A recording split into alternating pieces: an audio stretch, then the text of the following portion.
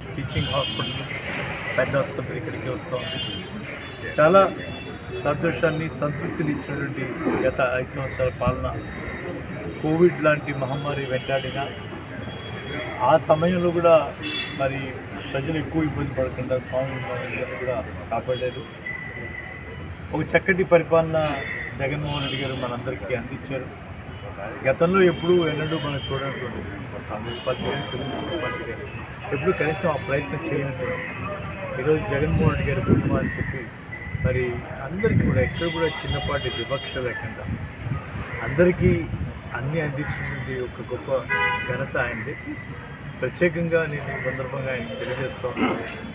సచివాలయ వ్యవస్థ, వాలంటరీ వ్యవస్థ వ్యాప్తిలో ప్రజల మన్ననలు పొందినటువంటి ఆ కార్యక్రమం మరి కొనసాగుతుంది తప్పకుండా. అలాగే సంక్షేమం, అభివృద్ధి రెండు కళ్ళలాగా ఆ రోజు దివంగత నేత రాజశేఖర రెడ్డి గారు ఏ రకంగా నడిపారు, అదే పందాలో వాళ్ళ జగన్మోహన్ రెడ్డి గారు కూడా నడిపిస్తూ ఉన్నారు. ఇదే కొనసాగాలి.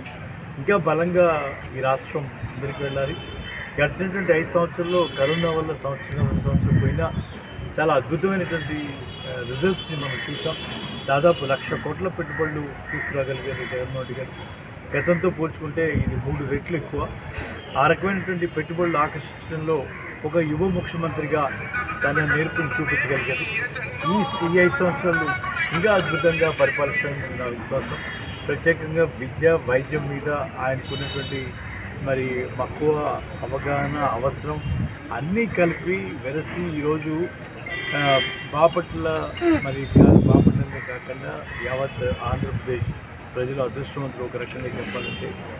పేదల పక్షాన్ని నిలబడి పోరాటం చేస్తున్న జగన్మోహన్ రెడ్డి గారి నినాదంతో ఈరోజు ప్రజలందరూ ఒక గొప్ప విజయాన్ని సాధించి జగన్మోహన్ రెడ్డి గారు రాజశేఖర రెడ్డి గారు చూపించిన మార్గంలో మరింత ముందుకు వెళ్ళాలి, బలంగా వెళ్ళాలని చెప్పి దానికి భావదేవుని కృపా కటాక్షాలు కూడా ఆయనకి, మా పార్టీకి, మాకు, ప్రజలందరికీ కూడా మెండుగా ఉండాలని